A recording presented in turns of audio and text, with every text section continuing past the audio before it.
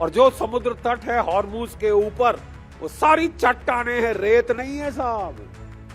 अंदर से मुझे एक सुकून आ रहा है, एक चैन आ रहा है, क्योंकि साहब जब से ये डोनाल्ड ट्रंप आए तो इन्होंने तो ढंका पीटना शुरू कर दिया कि मेरे पास एक नया लड़ने का आला है। क्या आला है साहब? Artificial intelligence, maven software. ठीक है, जहां 2 घंटे में इन्होंने वेनेजुएला को खत्म किया, डोनाल्ड ट्रंप साहब का सर 7वें आसमान पे चढ़ गया। अब मैं किसी भी मुल्क को मसल सकता हूं, खासकर अगर तीसरी दुनिया का मुल्क है, एशिया का, अफ्रीका का, यहां कहीं का मुल्क है, मैं मसल दूंगा साहब। वेनेजुएला के बाद ईरान पे। और डोनाल्ड ट्रंप ने साहब डींगे हाँकनी शुरू करी, मैंने मसल दिया वेनेजुएला को, 48 घंटे में ईरान के घुटने टिका दूंगा, फिर मैं ग्रीनलैंड को पकड़ूंगा, फिर मैं कनाडा को पकड़ूंगा। उसके बाद कहां आएंगे साहब? भारतवर्ष। नहीं, उसके बाद कहां आएंगे? ये कौन सा जमाना है? क्या ये कॉलोनियलिज्म का जमाना है? देखिए, हमारे मुल्क के बारे में इकबाल साहब बड़ी अच्छी सुंदर नज़म लिख गए थे, और मैं आज उसको खास उसके कुछ चंद लाइनें आपको सुनाना चाहता हूं। मिस्र, रोम, यूना सब मिट गए जहां से, कुछ है हम में कि मिट सकती नहीं कभी हस्ती हमारी। सदियों रहा है दुश्मन दौरे जमा हमारा, सारे जहां से अच्छा हिंदुस्तान हमारा।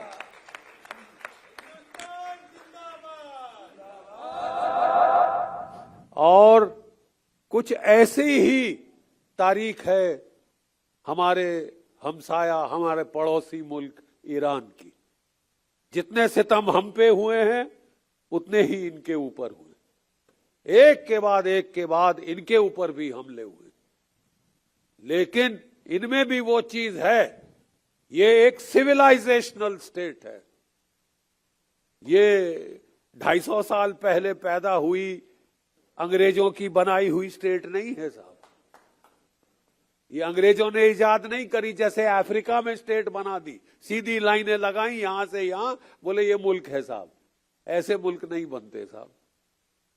सिविलाइजेशनल स्टेट, 6000 साल से ज्यादा पुरानी ये मुल्क है, ये तहजीब है, ये वे ऑफ लाइफ है।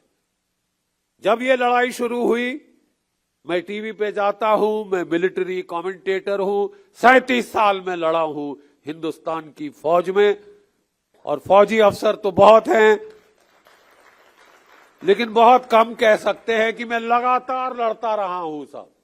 71 के युद्ध में हमको पहले झोंका गया था, 1 महीना पहले लड़ाई के हमको कमीशन दी।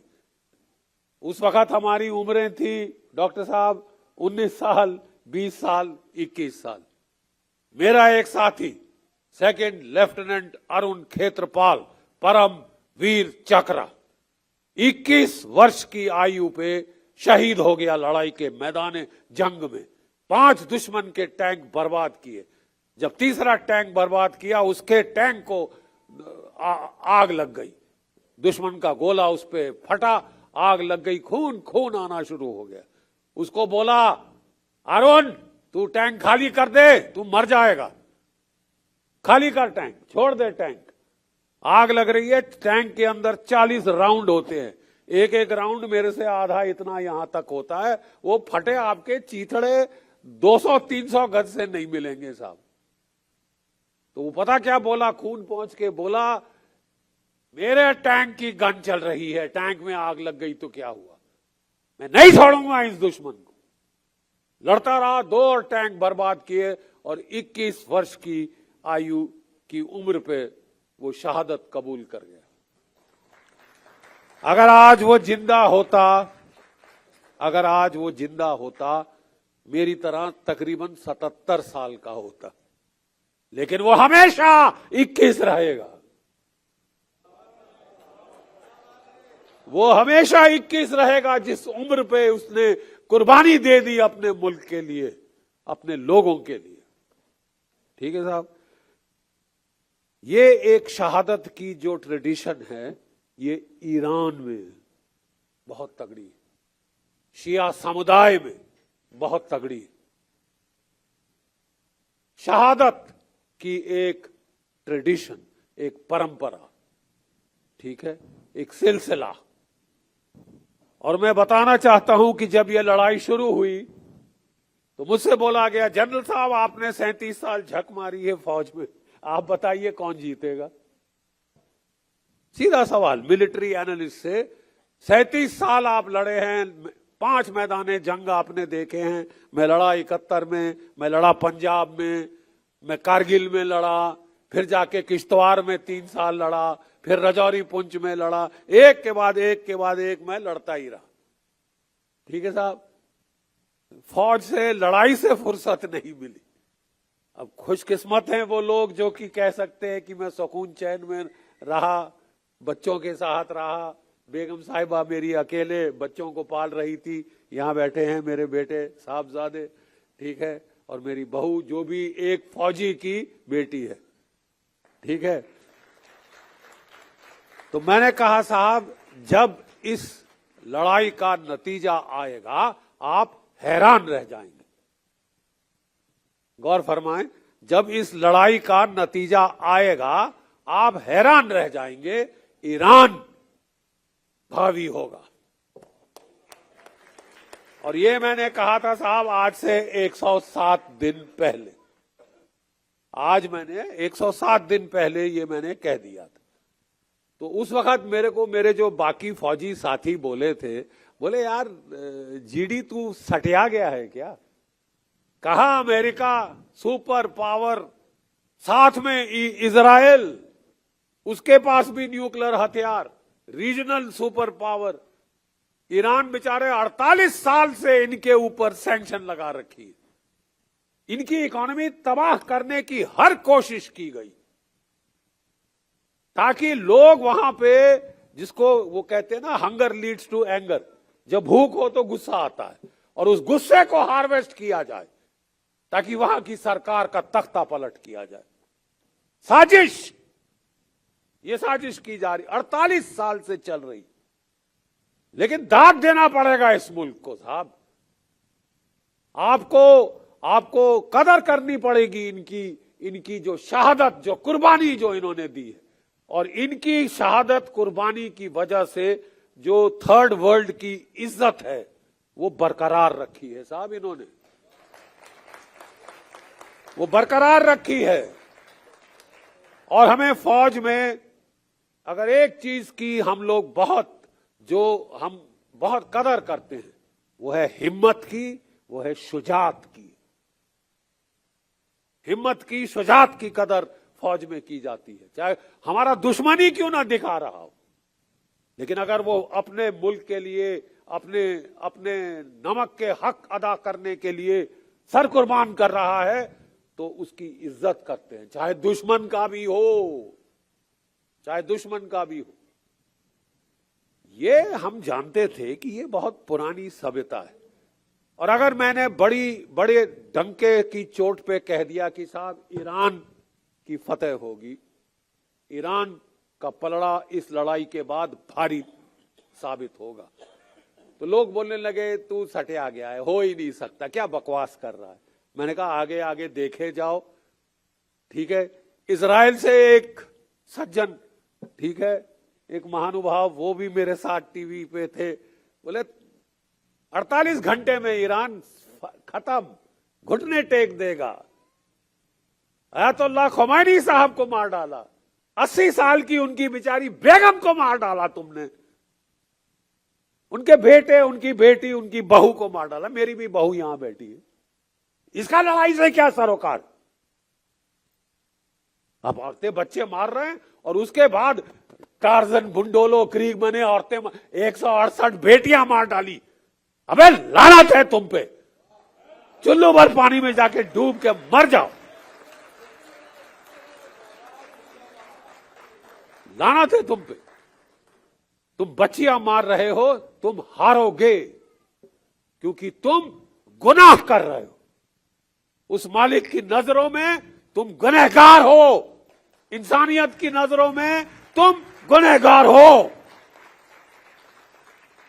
तुम गुनहगार। अरे मासूम बच्चियों को कौन मारता है यार? हैवान ही है कोई जो उसको मारे, एक छोटी सी बच्ची को मार डालेगा। तुमने एक नहीं मारी साहब, 168 मारी है मिनाज में, और वो तो एक जगह थी। मैं आज आपको इस जंग के कुछ जो नुक्ते हैं वो समझाना चाहता हूं एक फौजी अफसर के तौर पे। ठीक है साहब, जब ये लड़ाई शुरू हुई मैंने किस बुनियाद पे कहा कि अमेरिका नहीं जीत सकता? एक मैथमेटिकल इक्वेशन हमारे ना, ये देखिए यहां पे जीरो का इजाद हुआ था इस मुल्क में। यहां से ईरान गया, ईरान से अरब गया, अरब से यूरोप गया, और अमेरिका वगैरह, उन्होंने सारा मैथमेटिक्स हम लोगों से सीखा, सारा मैथमेटिक्स हम लोगों से सीखा। तो मैंने कहा साहब, जब अमेरिका ने इराक पे हमला किया था, इराक ईरान से 1/4 गुना छोटा है। इराक सपाट समतल रेगिस्तान है, वहां कहीं भी लेके टैंक लेके चढ़ जाओ। ईरान इराक से 4 गुना बड़ा है, नंबर 1। ठीक है साहब, ईरान इराक से 4 गुना ज्यादा बड़ा है, और पहाड़ ही पहाड़ हैं, एल्बर्स, ज़ाग्रोस, और जो समुद्र तट है हॉर्मुज के ऊपर, वो सारी चट्टाने हैं, रेत नहीं है साहब। वो चट्टान पे हमला करने बड़ी बड़ी फौज के फाख्ते उड़ जाए, और 48 साल से ये लोग तैयारी कर रहे हैं इस जंग की। 48 साल से ईरान के लोग इस जंग की तैयारी कर रहे हैं।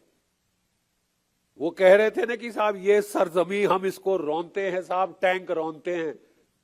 अरे ये सरजमी ही हम फौजियों को बचाती है, मालूम? हम खोदते हैं इसके अंदर टनल, ट्रेंचे, बंकर, और अंदर घुस जाते हैं, और जितने मर्जी B-52 B-2 बम्बर बम गिराए, अरे कख नहीं होता, कख नहीं हुआ है। कर लो जितने मर्जी तुम दावे कर लो कि हमने 80% उड़ा दिए ईरान के मिसाइल। वो CIA ने बोल दिया आज की 30% ठोके हैं साहब, 70% उनके पास हैं। गलतफहमी में मत रहना, फिर लड़ाई शुरू करोगे ऐसा झटका लगेगा कि होश आवाज के फाख्ते उड़ जाएंगे, और ठीक वही हुआ है साहब। मैं समझाना चाहता हूं कि जब अमेरिका ने पहले 1991 में 1991 में इराक पे हमला किया था, मालूम कितनी फौज लगाई थी जमीन पे? 7.5 लाख। 45 देश मिलके चढ़े थे उस एक मुल्क के ऊपर। ठीक है, 3500 जेट फाइटर थे। अब इराक के पास नहीं थे जेट फाइटर, बराबरी करने का कोई सवाल नहीं था। तो उसने जो रूस के स्कड मिसाइल थे वो फायर करने शुरू किए। वहां से ईरान के लोगों ने, चीन के लोगों ने, और हमारे हिंदुस्तान के लोगों ने सबक सीखा। हमारे जो सबसे पॉपुलर जो हमारे सदर रह चुके हैं, राष्ट्रपति, प्रेसिडेंट अब्दुल कलाम, नाम याद है? ठीक है साहब, बड़ी इज्जत से वो नाम लिया जाता है इस मुल्क में। हमारे सबसे मशहूर प्रेसिडेंट, वो हमारे मिसाइल साइंटिस्ट थे। उन्होंने कहा साहब अगर हम जेट फाइटर का इंजन अच्छा नहीं बना सकते तो छोड़ो, जैसे इराक ने मिसाइल का इस्तेमाल किया है, रॉकेट मिसाइल का इस्तेमाल करो। और तब से हमारे भी मिसाइल बनने शुरू हुए, ईरान में रॉकेट मिसाइल और ड्रोन बनने शुरू हुए, और आज इन रॉकेट मिसाइल ड्रोन्स की बदौलत अमेरिका कह रहा है हमने उनकी एयरफोर्स उड़ा दी, नेवी उड़ा दी। अबे थी कहां? असली लड़ने वाला तो ये थे रॉकेट मिसाइल ड्रोन। इसका क्या किया तुमने? कालिया, इसका क्या किया तुमने? वो बरकरार हैं, वो बरकरार हैं। देखिए हमारे फौज में एक बड़ा सीधा फलसफा है, जो डर गया सो मर गया। और जहां डर नहीं, जहां हिम्मत है, जहां शुजात है, जहां बहादुरी है, जहां कहते साहब हम शहादत को गले लगा देंगे, भागेंगे नहीं, हम शहादत को गले लगाएंगे। अरे साहब, मैंने कहा कि हर देश का इतिहास होता है, उस पर हमला करने के पहले उसकी तारीख पढ़ी जाती है, समझी जाती है। ठीक है, ये वो मुल्क है जहां शहादत एक वे ऑफ लाइफ है। ये वो मुल्क है जहां ईरान और इराक का जब 8 साल जंग हुई, 1 मिलियन लोग, 1 करोड़ लोग इनके शहीद हो गए। इनके 12-12 साल के बच्चे माइनफील्ड के अंदर अटैक करते थे, शहादत कुर्बान हो जाते थे, लेकिन रास्ता खोलते थे अपनी फौजों के लिए, रास्ता खोलते थे माइनफील्ड में बारूद इतने बड़े बड़े वो बॉम्ब लगे होते हैं, जमीन में गाड़े होते हैं। तो इनके बच्चे 12-12 साल के साथ वो हल्ला करते हुए कि हम जाएंगे आगे, वो जाते थे, वो फट जाते थे, लेकिन माइन भी फट जाता था। और फिर ईरान की फौजें ना सिर्फ इराक का हमला रोका, पलटवार किया और ईरान के अंदर घुस के चढ़ गए थे। ठीक है, 8 साल लड़े थे। केमिकल वॉरफेयर हथियार इनके ऊपर इस्तेमाल हुए जो अमेरिका ने दिए थे, इराक ने खुद नहीं बनाए थे साहब, वो अमेरिका ने दिए थे कि मारो मारो ईरान के ऊपर मारो, हम तो लड़ नहीं सके, अब औरों के थ्रू मरवाएंगे। ठीक है साहब, जो मुल्क 8 साल वैसे लड़ गया, मैंने कहा यार कुछ है हम में कि मिट सकती नहीं कभी हस्ती हमारी, इस मुल्क की हस्ती नहीं मिटेगी जब तक लोग कुर्बानी शहादत देने को तैयार है, बच्चा अपने मुल्क की इज्जत हिफाजत के लिए लड़ने को तैयार है, तो साहब वो मुल्क को हराना आसान नहीं होता। और मैंने कहा अगर 7.5 लाख की फौज लगानी पड़ी थी अमेरिका को इराक के बरखिलाफ, पहली गल्फ वॉर 1 में, गल्फ वॉर 2 में जब बहुत नुकसान हो चुका था तब भी 3 लाख की फौज लगानी पड़ी। तो आज कह रहे हैं कि साहब हम जो है 5,000 मेरीन, कोई 10,000 82nd एयरबोर्न डिवीजन और कोई 4,000 स्पेशल फोर्सेस, टोटल 20,000। अबे तुम 20,000 से क्या उखाड़ लोगे जब 7.5 लाख लगाने पड़े थे इराक के लिए। सिंपल एक, अगर आप कागज पेंसिल ले लें और जो हम बच्चों को गणित सिखाते हैं, जो हम मैथमेटिक्स सिखाते हैं, वो कर लो तो आपको पता चल जाएगा कि कौन जीतेगा कौन हारेगा। तो उस वक्त लोग बड़ी हंस रहे थे, मजाक कर रहे थे, अरे ये बुढ़ा सटिया गया है, 77 साल का हो गया है। मैंने कहा साहब 77 साल का तजुर्बा है, ठीक है, 77 साल का तजुर्बा है, जो ये धूप में बाल सफेद नहीं किए, ये लड़ाई के मैदान जंग में सफेद किए। और मैं आपको कह रहा हूं एक सिपाही के तौर पर कि देखना ईरान हावी होगा। और आज मुझे खुशी है कि ईरान हावी हुआ है। जितने भी तशद्दुद, जितने भी बमबारी तुमने कर ली, 15,000 सॉर्टीज तो अमेरिका ने चलाई, 2,000 सॉर्टीज कोई इजराइल ने चलाई, 17,000 इनके ऊपर बड़े बड़े बम गिरे हैं, टनों के बम, लेकिन ज्यादातर वो धरती के ऊपर फटे हैं, क्योंकि ये गाड़ के 40 साल पहले इन्होंने जमीन के नीचे चले गए थे, जिस तरह की वियतनाम वाले चले गए। वियतनाम से भी अमेरिका को मुंह की खानी पड़ी थी। और बोले ना, जान बची तो लाखों पाए, घर के बुद्धू घर को आए। वो वियतनाम से हो गया, वो इराक से हो गया, वो अफगानिस्तान से हो गया, अब वो ईरान ने करके दिखाया।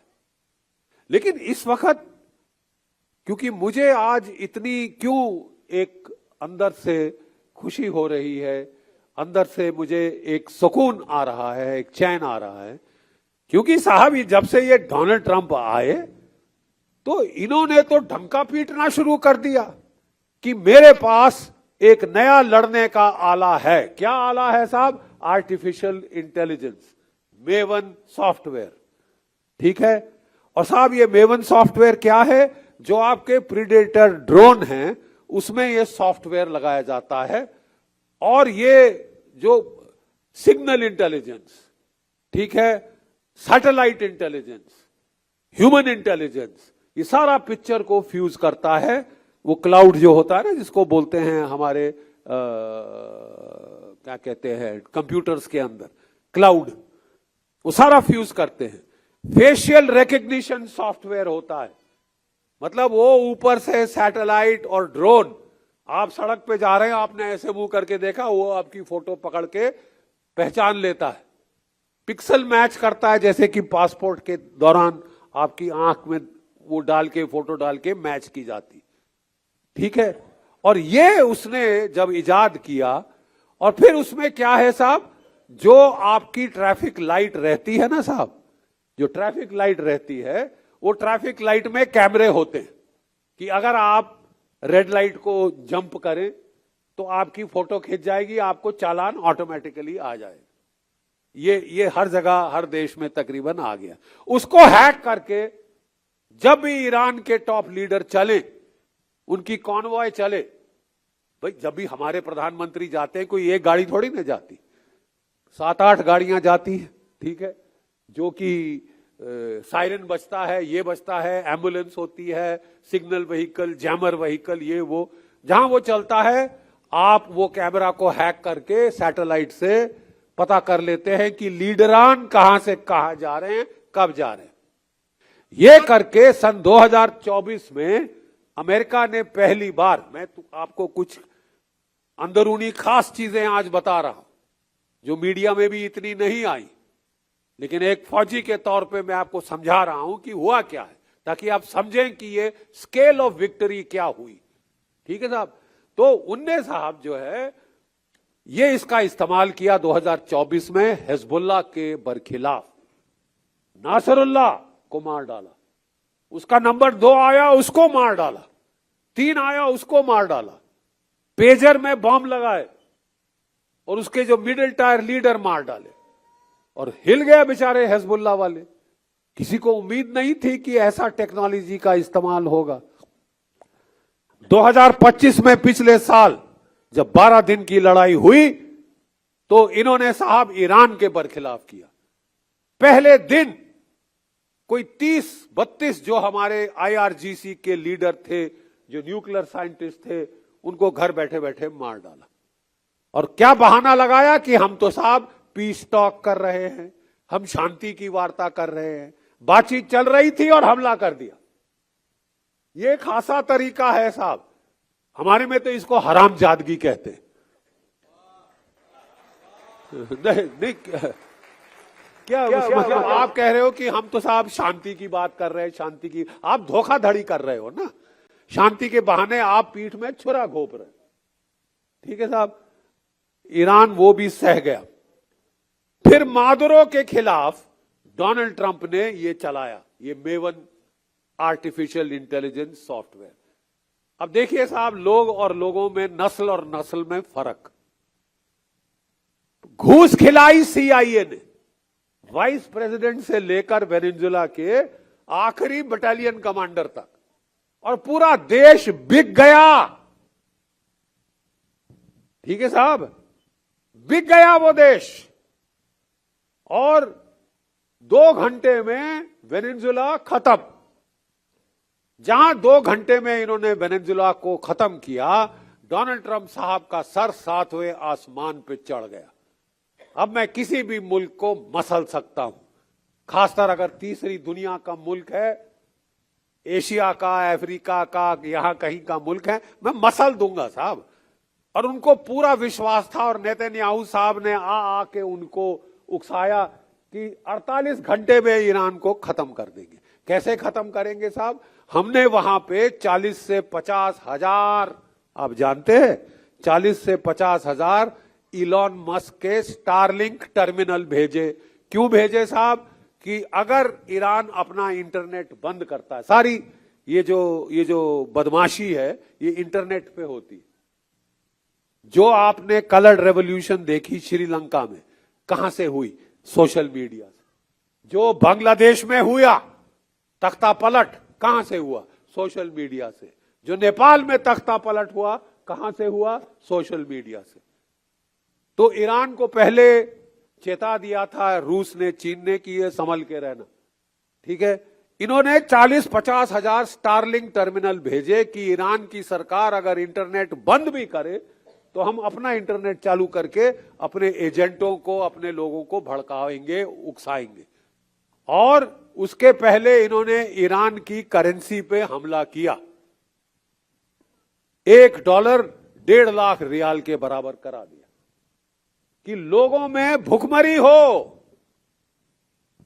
अरे जो आप में भुखमरी करना चाहते हैं वो नाटक कर रहे हैं। हम ईरान के लोगों को बचाना चाहते हैं, हम उनको छुड़ाना चाहते हैं, शाह ईरान वापस आएंगे। अबे वो अमेरिकनों का एजेंट था। शाह ईरान अमेरिकनों का एजेंट था, ठीक है। 1951 में मुसादेक ने तख्ता पलटा था, ठीक है, इस राजशाही का जो अंग्रेजों को बिकी हुई थी, ठीक है। और उस वक्त एग्जैक्टली यही कहानी हुई। इतिहास दोहराता है अपने आप को जनाब, दोहराता है साइकिल्स में। उस वक्त भी तख्ता पलट किया मुसादेक का, इकोनॉमिक सैंक्शन लगाई और फौज से बगावत कराई। लेकिन ईरान के लोगों में एक बहुत अच्छी सिफ्त है, वो सीखते बहुत जल्दी और वो भूलते नहीं।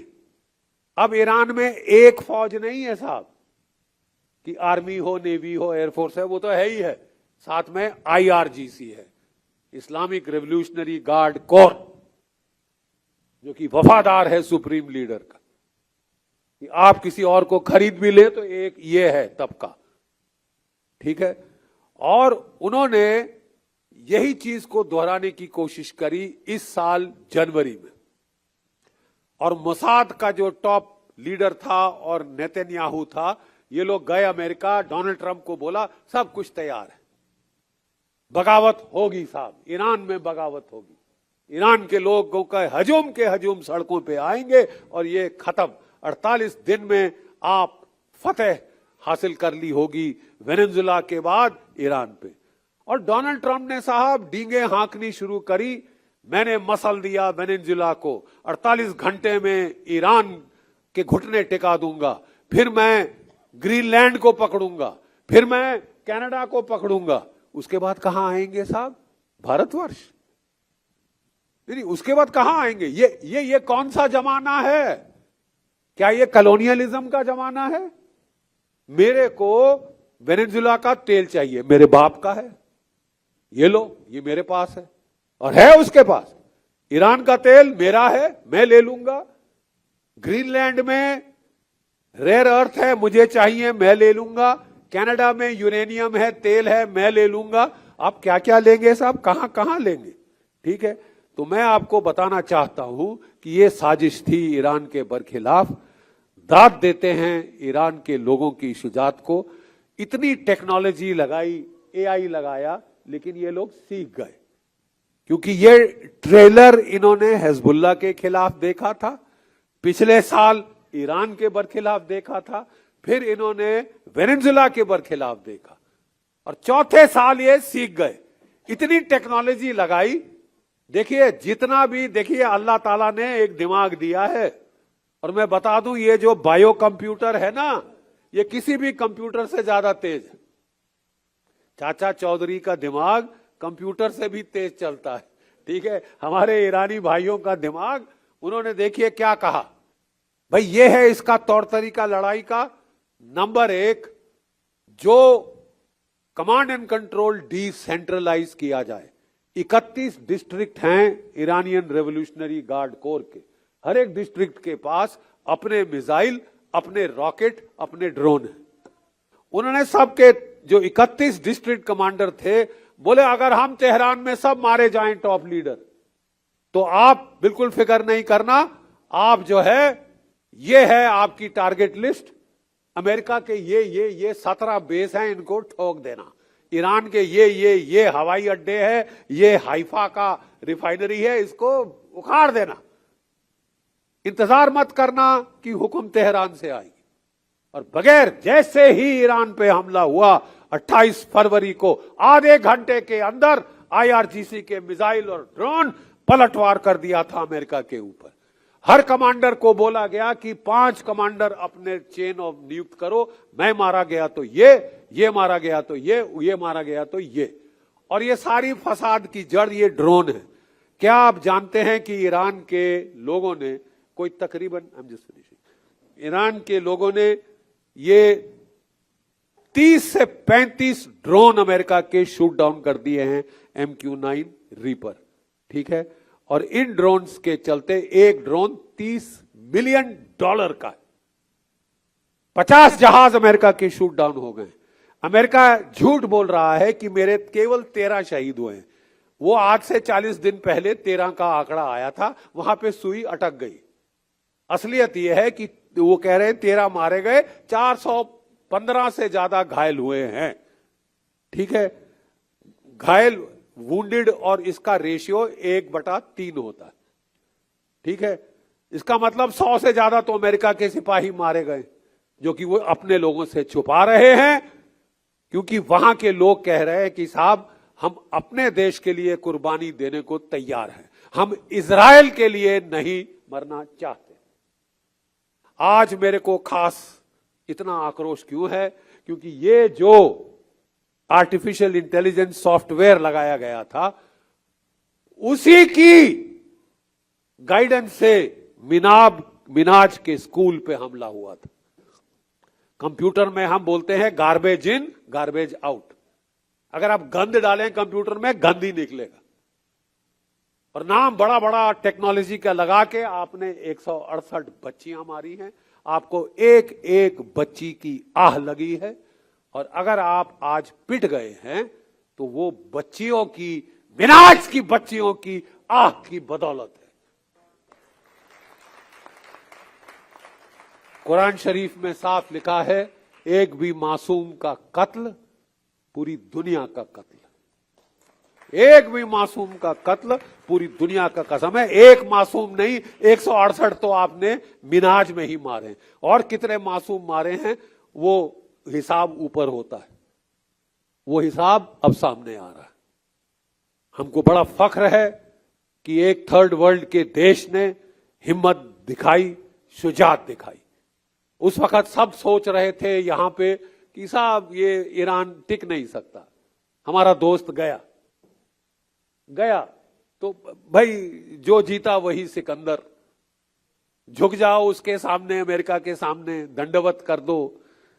पाकिस्तान के मुल्ला आसिम मुनीर हर महीने एक बार डोनाल्ड ट्रंप के पास जूते चाटने पहुंच जाते हैं, तो हम भी लाइन लगाएं? हम नहीं लगाएंगे साहब, हम नहीं लाइन लगाएंगे। और लास्ट चीज मैं कहना चाहता हूं, अगर हम उस वक्त 28 फरवरी को जब मिनाज का हत्याकांड हुआ था तो चुप रहे, आज हमारे जहाजों पे हमला हो गया। 3 जहाज हमारे उड़ाए। क्यों बे, तुमने चीन का जहाज हाथ लगाया? तुम्हारी हिम्मत थी कि रूस का जहाज हाथ लगाओ, क्योंकि हम दोस्ती दिखा रहे हैं तो हम कह रहे हैं दोस्त हैं। तुम हम दोस्तों को ही चुन के मार रहे हो। अगर ऐसे दोस्त चाहे हो तो दुश्मन भले हैं, ऐसे दोस्त हो तो दुश्मन भले हैं। आज फिर एक बार मैं ईरान के लोगों की हिम्मत और शुजात को दाद देना चाहूंगा। एक फौजी के हैसियत से मैं सलाम करना चाहता हूं कि हिम्मत मर्द, मदद खुदा। Subscribe to One India and never miss an update. Download the One India app now.